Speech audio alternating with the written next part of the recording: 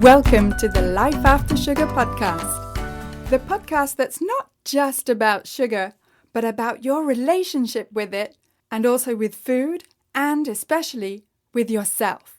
So if you want to discover your life after sugar and hear inspiring stories from all kinds of people who also cut out sugar in their way, at their pace, for their own reasons, this is the podcast for you.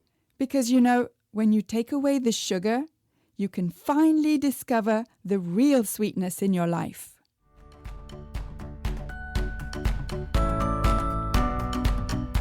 I'm your host, Netta Gorman, and in this week's episode, I'm talking with Vanessa, who's travelled around the world and noticed that sugar is literally everywhere, which is not good news for anybody, but especially for her, because, as she freely admits, she's a food addict, or rather, a processed foods addict. And in this episode, Vanessa tells the steps she had to take to be in recovery and finally feel free and at peace with sugar. But first, I just wanted to tell you that if you're looking for some free resources, then I have plenty for you. First, download my 5 tips to get rid of cravings. And those 5 tips may not be what you think they are. So go to aftersugarclub.com and download your 5 tips today. Come check out the Life After Sugar Facebook page and subscribe to the Life After Sugar YouTube channel, as well as my Instagram account at MyLifeAfterSugar, which is where you'll get all kinds of inspiration so that you can see that it's perfectly possible to live a happy and active life, even if you don't eat sugar. You can also check out my TikTok account at Netta_lifeaftersugar. Okay, so here's my chat with Vanessa. So today I'm talking to Vanessa, who is in Australia. Whereabouts in Australia are you, Vanessa? I'm in Sydney. Okay, all right. So can you tell us your background when you were younger with sugar and ultra-processed foods? So I actually was born and grew up in Germany for the first 19 years of my life, and sugar was a huge part of my life for as long as I can remember. Thinking back at my earliest memories, I have always had this desire to eat more. So I was always an overeater, so to speak, even as a child, if I remember. And it was other ultra processed foods too, but sugar was, my main kind of culprit. Like I had a very, very sweet tooth, and I was just obsessed with sweets as long as I can remember. Yeah. And Mm. did your family in Germany, did you have ultra-processed foods? Yeah, so we certainly did. I mean, not as many. It wasn't as extreme as it is nowadays when you go to the supermarket, but certainly, I remember what was really on my kind of agenda, even as a kid, were things like sweet cereals of all different types. I ate a lot of bread. I mean, in Germany, we have these amazing bakeries with bread and pastries. And so, what's very common in Germany is, you eat bread with, I don't know, Nutella or honey or all these sorts of spreads. And what else did I eat? I remember when I was coming home from school. So, this was like throughout my school years. I'd come home from school and it would be the afternoon, and I would eat like oats with icing sugar or cocoa powder or all sorts of things, lots and lots of biscuits and chocolate and um, yeah, particularly around Christmas time as well. German Christmases are very special. And there is a lot of kind of, the typical cakes and chocolates and baked goods, which I was really, really into. So I wasn't into fast food very much. That wasn't really much of a thing, or at least it was available, but I lived in a small town. My family wasn't much into that. So it was a kind of special thing, going to somewhere like McDonald's would maybe happen like once a year or something. Oh, wow. But yeah, ultimately it was all that sort of, the cookies, the baked goods, the cereals, that kind of thing. Yeah, okay. So you were Mm. 19 when you left Germany, is that right? Yes, that's And right. you told me that you traveled to different countries in your life. Whereabouts did you go? Yeah, that's right. So I actually spent a year in the United States in Georgia when I was 16. I was in a sort of high school exchange year. And certainly my food addiction back in that time increased a lot because the ultra processed food access and the types of foods were a lot more kind of even more processed than I would be used to, if you like. Yeah. Um, then I moved to the UK, to London, spent I think it was about 4 years over there as a student, and also, again, just a lot of access to ultra processed food, particularly living on my own for the first time and, having my own little household and having access to buying and eating whatever I wanted. Um, and then I studied in Australia.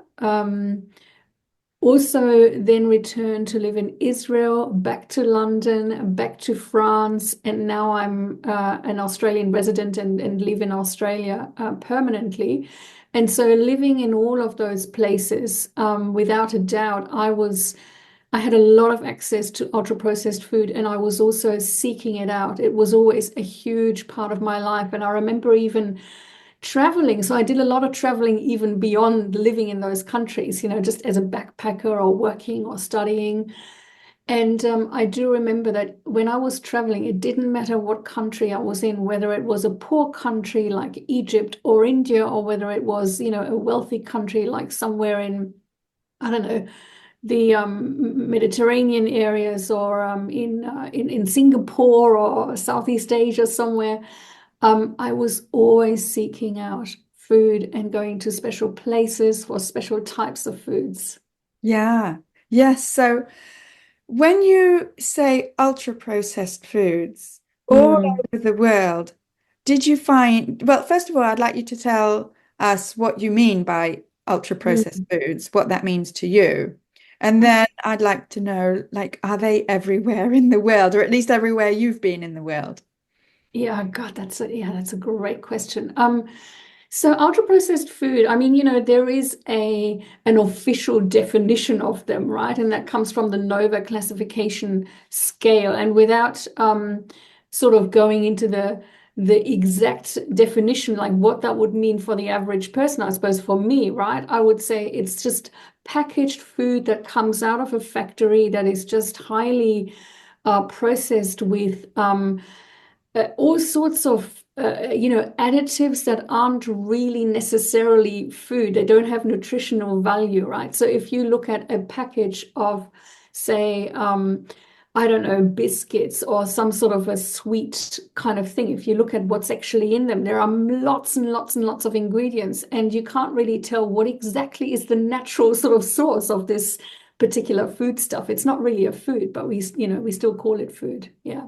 Yeah, yes. So you'd say it's something that's edible but not nutritious. Oh, absolutely. It's more like, I mean, for me, it was always a drug. Like it was always just something that I would eat for pleasure. There was never any interest or consideration in nutrition. It was like my little kick. Like I was constantly guided by where is the next hit.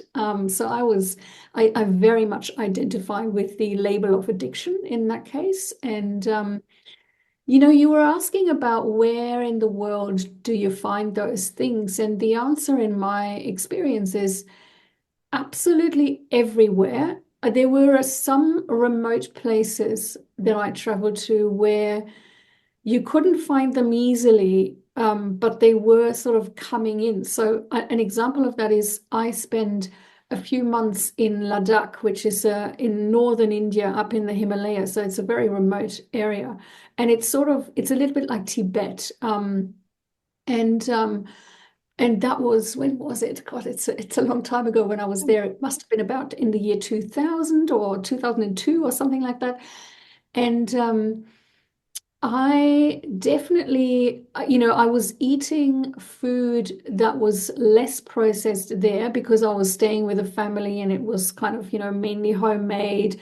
But even so, if you went to the shops, you could find, these packaged things like, crackers, or, people were eating marmalade on their traditional bread, or, various packaged kind of confectionery and things like that. So it was less common, it was accessible, and that was in 2002. So I would imagine that now that has totally changed. And same in Egypt, where I was working for some time and traveling very regularly to Cairo. And obviously, there was a lot of ultra processed food. But what I also remember hearing from people there was that.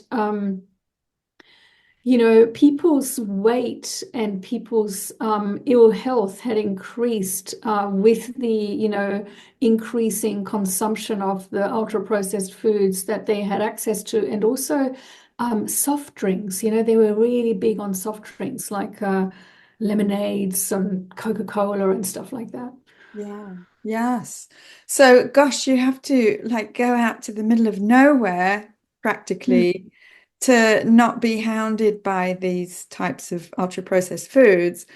And for someone like you who recognizes that you have that type of addictive brain slash behavior, mm. that can't be easy to, like it's on every street corner, wherever you are in the world. How did you manage to live with all Mm. that temptation around you? It was extremely difficult, and really, to be honest, I was just for most of my 20s, I was totally resigned to, well, this is just part of my life, right? I'm always going to struggle with staying away from these foods. Um, Look, as a child, it was just normal. There was no questioning. I wasn't worried about eating them. I just loved this food. And I remember having my first sort of pocket money, and I would go to the local petrol station and buy lots of chocolate bars and eat them in the forest, like, near my house. And it was kind of fun and exciting. And fast forward from there, I remember that it only really turned into a problem when I was about age 11 or so, and somebody in my family said, "Oh, you can't eat that. You're gonna gain weight." And that's when this concern started about weight gain. And so for me, then this turned into, disordered eating, and that I was trying to sort of starve and diet, and then I would binge again. And so that turned into a whole cycle. And so at some point in my 20s, I was sort of at a point where I was like, well, this is just part of my life. I would just never be normal around food. So I always had different size clothes in my wardrobe, depending on how I was going with the food. And I had totally resigned myself to, I'm just gonna, live like that. And it was, I think, age, oh God, it must have been about 32 or 33. I moved to France, to Paris for a job. And the binge eating got so bad because I was, in quite a bad mental state. A lot of things had changed for me. The job was quite difficult. I had, just separated from a really significant relationship. And so there was a lot going on. And um, to come to your question in terms of how was I dealing with this, is I was living in Paris, right? And the food in France, I mean, it's just amazing. And Yes. they have like such amazing, bakeries. And even though I mean, they do have a lot of access to ultra processed food, even though it's not much of it wasn't, much of the, how do I put it? It's like it wasn't as common as, say, it would have been in the US or something, but still the shops would be, full of ultra processed options. And so in France, when my binging got really, really bad, my addiction got so extreme, I was basically going on kind of like food safaris. I would start in the morning and go here for this type of food, and then I would go to this special shop over here. I'd take the metro all over the city, like I was literally hooked. So yeah, to come back to that question, how do you deal with it? I just pretty much succumbed to it until I got into recovery. Right. Okay. That is a huge turnaround for someone like you who is. Did you feel like powerless with all these types of ultra processed foods, sugar especially? And if so, how did you turn that feeling of powerlessness into the power that you need? I know from experience to go into recovery. Yeah, that's right. That was, oh my God, that was so hard. The other day, my friend and I were sort of looking at these inspirational questions, and one of those questions was, "What is your greatest achievement in life?" And we both, so both of us are in recovery, and we both said abstinence. And it's like, yeah, absolutely. That to the day is my biggest kind of, most precious gift is having turned that around. And so the way that happened is, yes, I was totally powerless. I was very distraught, and this was in France, and I sought counseling. I was just so distraught, and I was terrified of losing my sanity. Like it was my mental ill health that actually kind of drove me into recovery, as well as, the concern about weight gain, which was, related to my disordered eating and my sort of,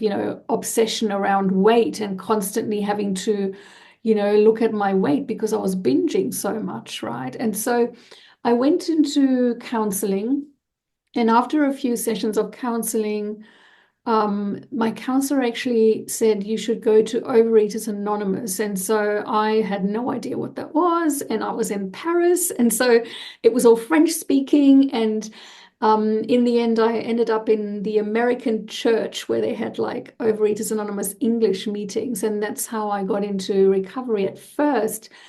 But having said that, it took me about 5 years of in and out of those meetings and trying all different food plans under the sun and trying all sorts of different techniques until I got, I had another sort of, um, difficult period where I was so desperate and so unwell mentally around what should I do? What should I eat? Nothing is working for me, Mhm. that somehow there was this period of absolute desperation, and somebody, like at this time it was a sponsor in Overeaters Anonymous, somebody sort of gave me a food plan, and it was weighed and measured, and it was quite sort of regimented, and to be honest, that really worked for me. I know it doesn't work for everyone, but for Mhm. me that really worked. But I do want to address a really important point, that might be helpful for people who are listening, which is that when I first came into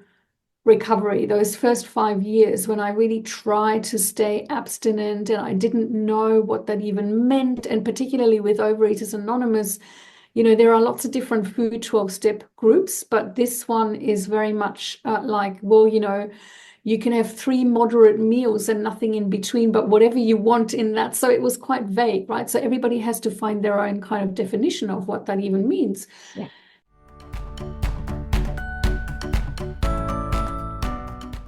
I want to take a quick break to say that if this is your first time here, then welcome and thank you for listening to this podcast.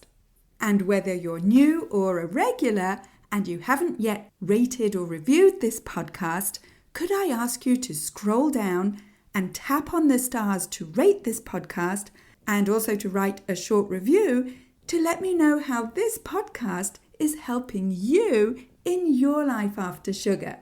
I love reading your reviews. For example, this 5-star review from Laurie, who says, "This is an empowering podcast." Laurie says, "I love all the craving support and education from this excellent podcast. I always learn something new and empowering." And when you rate and review this podcast, not only does it encourage me to continue making new episodes, but it also helps to share this podcast and have more people see it so that we can help more people feel better and lose weight with less sugar. So again, thank you for rating and reviewing this podcast and for spreading the word about sugar.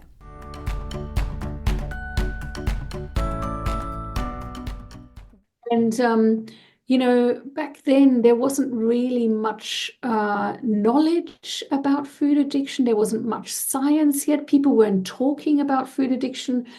So it was all very vague, and I had to kind of work it out for myself. And what I did in retrospect, I didn't realize it then, but in retrospect, what I was doing for 5 years is harm reduction. Now we talk about harm Yes, reduction, right? In yes, this space, like it's just a term that we've used forever in the addictions world, but not necessarily in relation to food addiction. But basically what I did is like I reduced my sugar and my sort of ultra processed food consumption, and I tried a lot to not have those foods at all. And in the end, what I did was I just overate on like what you would call healthy food. So I would eat a huge amounts of vegetables and fruit and yogurt and even, protein or eggs or all sorts of things just to stay away from those sugary and ultra processed items. And, I suppose I had to do that. yes. And I just did that. And yeah, like I said, I didn't know it then, but nowadays, you would, I suppose, really call that harm reduction. Yeah. Yeah, yes.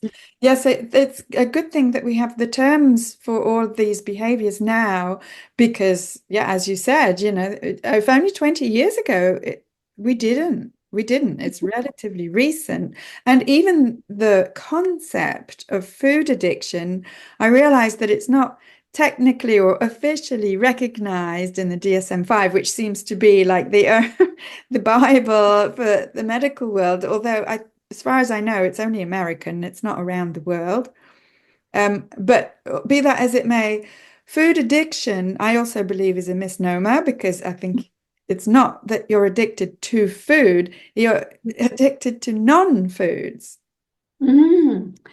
Yeah, that's such an interesting point. And yes, of course, I'm following that all very closely. The work that's being done to get this whatever you want to call it, condition, into the DSM and the ICD. And I do believe at some point it'll get in. I think there is so much research about it now, and there is an interest now in calling it ultra processed food addiction to sort of make it a little bit clearer that it's not food as such, but it is, ultra processed food substances, right? I mean, you would call them substances really, like they're not food. But what's also interesting is for me, and I know that a lot of people do have that experience, is it's also a process addiction. So I would find myself addicted to the process of eating, which is why, I was loading up on like volume, right? Like eating a lot of healthy, natural, unprocessed foods just to load up on the volume. So it's tricky. It's definitely a bit of a misnomer, but my view is that, as long as it gets in to those, manuals like the DSM and the ICD, at the end of the day, it'll be better for clients, for people, for people who are struggling with this to find treatment, to find a support and not to be so stigmatized. Yes, totally. Yes. And so, going from being totally under the spell of these types of processed foods to being in recovery, um, but didn't you miss those foods or wasn't it difficult? Didn't you fall off the wagon? Well, that's it. Yeah, that's a great question. So, in my first 5 years, when I was doing that harm reduction thing, right, all the time, like I was always falling off the wagon, and like I would, go through this endless cycle of, oh, I've done it again. Why did I do that? Why couldn't I stay away from it? What happened this time? And every time I was learning a little bit more, and I was in a recovery group, and I was doing counseling. So, I was learning. I was slowly kind of learning little techniques around, what triggers me and when does this happen, and just learning each time, what sort of makes it worse for me. And yes, during those times, it was incredibly tempting. And what I found I had to learn was skills. I had to learn life skills. Like I had to learn how to assertively communicate no, or how to communicate my boundaries so that I wouldn't get upset, or sort of, I suppose, violated in some way, and then having to sort of feel awful about that, or having some sort of an emotional turmoil about that internally, which ultimately for me would lead to more eating, because I was eating for, regulating my emotions that I didn't want to or couldn't feel, right? I didn't have a capacity to feel that. I'd never learned that. And so, often people talk about, I need to learn to find more enjoyable activities that are not related to food. And yes, for me, that was important. But what was even more important was, it wasn't so much about finding the joy in other things, because I did have joy in other things. But it was more about, I need to find a way to deal with life, to cope with my underlying anxiety and sort of, dysregulated nervous system, and fear, and all these difficult emotions that I had, that I was feeling. I have to learn how to deal with these things and the situations of life without food. And so that to me was really, really crucial. And I was learning them slowly, slowly. And then when I came to that point of desperation that I talked about, when I accepted a weighed and measured food plan by a sponsor who just sort of said, you just eat this and do it, every day, and tell me what you're eating. I was so desperate that I accepted that sort of absoluteness of that, even though I kind of thought, God, that's ridiculous. I'll never do that, because I had seen other people do that. Mhm. And what was amazing about that is what it actually took away all of that struggle, because it was like, okay, I'm just going to follow somebody, like I'm just going to follow a plan, just going to follow what somebody tells me to do, so I don't have to think about anything around how much of this or that should I eat, or is this good or right or whatnot. And I just completely surrendered, so to speak. And since then, this is now nearly 11 years ago. Since then, I've not been tempted at all by ultra processed foods at Amazing. all. Amazing. Because, Mm. the weighed and measured foods, I would imagine, do not include any ultra processed foods. No, that's right. So, the journey for me was to first of all let go of those foods. So for me, that was anything with sugar, anything with flour, and then I had to sort of really be honest about what are my personal binge foods as well. Everybody's got their little thing, right? So I had to let go of those too. But my food plan includes a lot of amazing foods, right? I still love my food. Um, but I'm not obsessed by it. And so to me, that is my most precious, precious gift, is that I just remember this time when I sort of, I accepted, I said, okay, I'll do it. I'll give this a go. I'll give this a go, and I'll just tell you every day what I'm going to eat, and you tell me. And, like it was just so simple and clear cut. And overnight, literally overnight, my obsession just fell away. And I had this kind of space in my head. And I was like, I have never, and I remember at that time, I must have been about, I think I was 36 or 38 or something like that. And I thought, goodness, I don't think I've ever had that space in my head before. I was Yeah. always obsessed with food. Yeah. Yes. Yes. And now you have peace around food. Yes. And as you were saying, weighing and measuring is Mm. fantastic for you. Mhm. It seems like a nightmare to me, but Mhm. because I don't have the same background as you, right? Mhm. And it doesn't matter what it is that Mm. works for you, in my humble opinion, the fact is it works for you.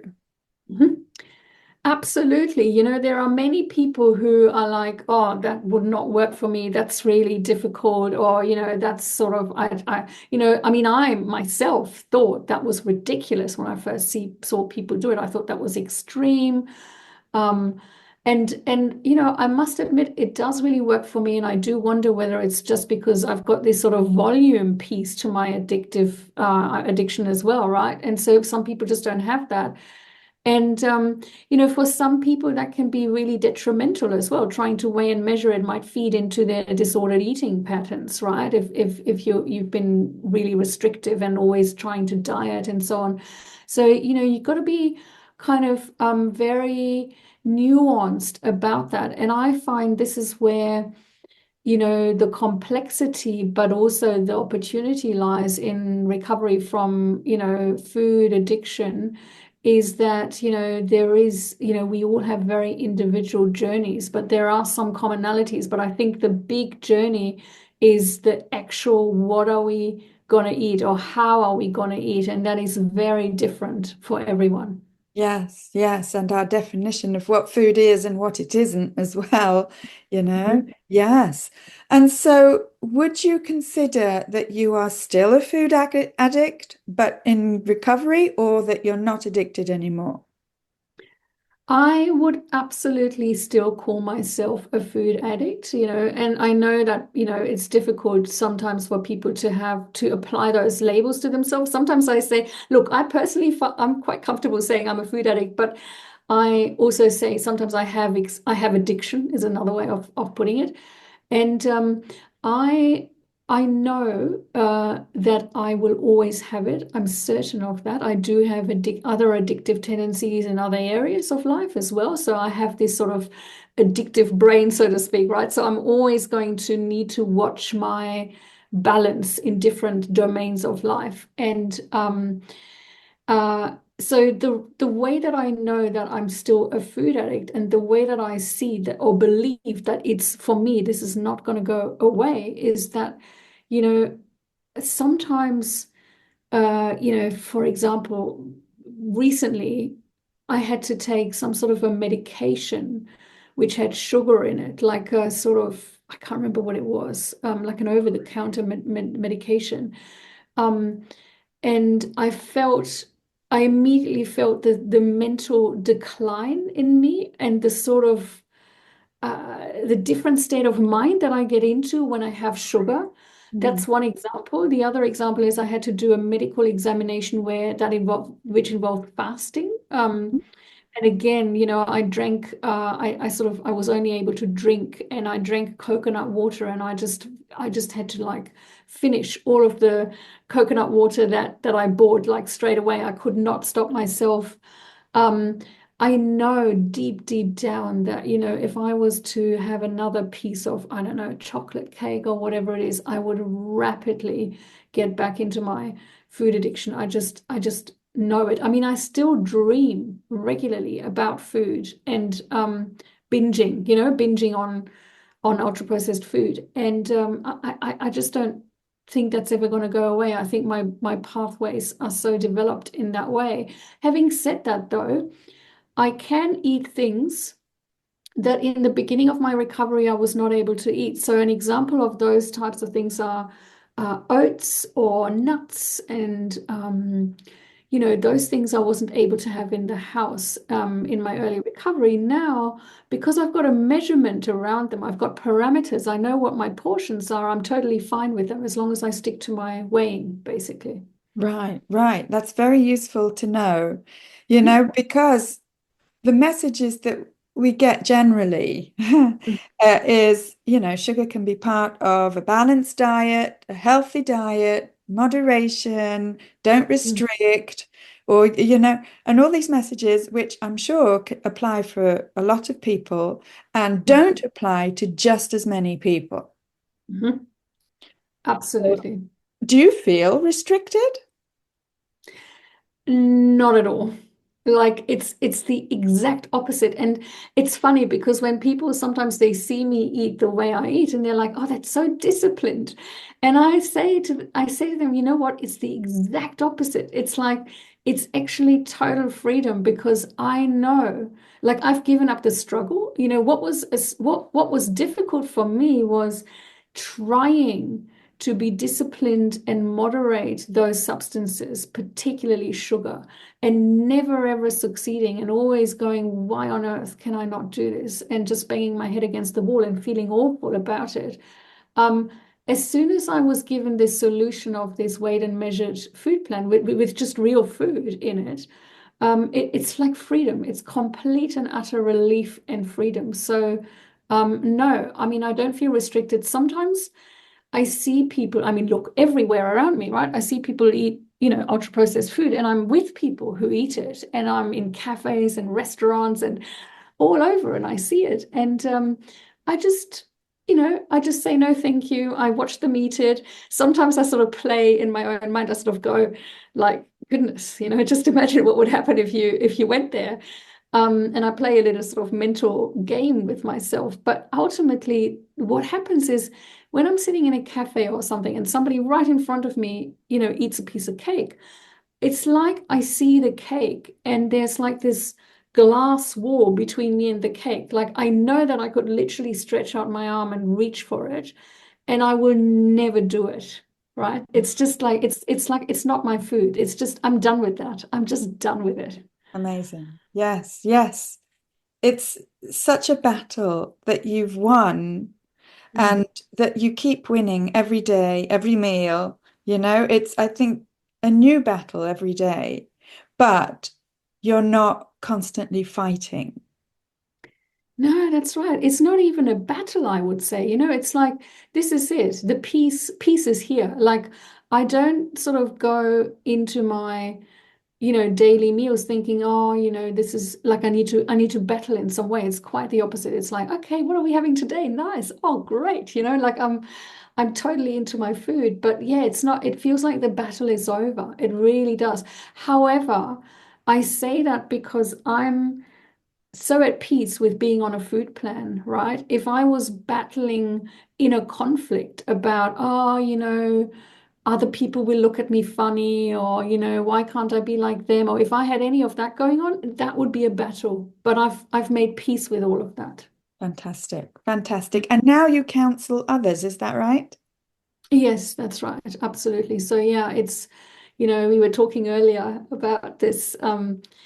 It's a real passion, to work with people who are struggling and to kind of help them with, I always say I work on two lanes. I work in the way that I help them with practical things, which I know we have to learn in the beginning. We need to know, what are we actually eating? What are my parameters, my bottom lines around my food? What are my triggers? How do I learn new coping skills? All of those things are incredibly important. But then there is also the deeper healing that sometimes needs to happen underneath, or also, that inner conflict that I spoke about earlier, just about, what will other people say, or how do I say no, or won't they think I'm boring, or will I not lose all of the fun in my life? So all of those conflictual things that we carry with us, that is also important to work through that together. So I love doing that with clients, and it's a real privilege because I know what it's like. Yes, yes, you've walked that path. And Mm. yes, and it sounds very similar also to what I do. We each have our different styles and different approaches, but underneath all that, we help people with the same struggles. So if Yes. people want to get in touch with you, how can they do that? I have a website. It's vanessakredler.com, and there you'll find all my details. You can see what I do. And yeah, would love to hear from you. My email is hello@vanessakredler.com. So very easy. Great. I'll put that link with the show notes. Thank you so much, Vanessa. And thank you. I know it's tomorrow for you and it's tonight for me. So thank you for getting up to talk to me and to inspire everybody listening. Thank you so much. And thank you for doing this. I think it's wonderful that you do this. Thank you. What a smashing conversation with Vanessa. And I think it's really important on this podcast and in general to show that different people have different needs when it comes to processed foods addiction and sugar addiction, and what works for one person doesn't necessarily work for another. And Vanessa is a perfect example of this, because what works for her wouldn't work for me at all. And yet, what's important is that we both feel that freedom, that peace of mind. And Vanessa's story may inspire you to find your freedom from cravings. There's no shame in recognizing that you may need help. And if you do, then my 90-day program, Freedom from Cravings Formula, might be just the right fit for you. It's a program that's specifically designed for women over 50 who want to get rid of cravings and feel more in control around food, especially sugar and comfort foods. In the program, you'll get step-by-step guidance and customized support through the 5-step formula that I've developed to help you get control over cravings so that you can finally live your life with more energy and fit into your favorite clothes effortlessly and feel confident in your food choices so that you can ditch the shame and embarrassment that you feel every time your emotions make you slip or fall off the wagon, and so that you never feel like you're on some kind of a restrictive diet. If you're at the stage of your life where you're finally ready to look after yourself, let's chat.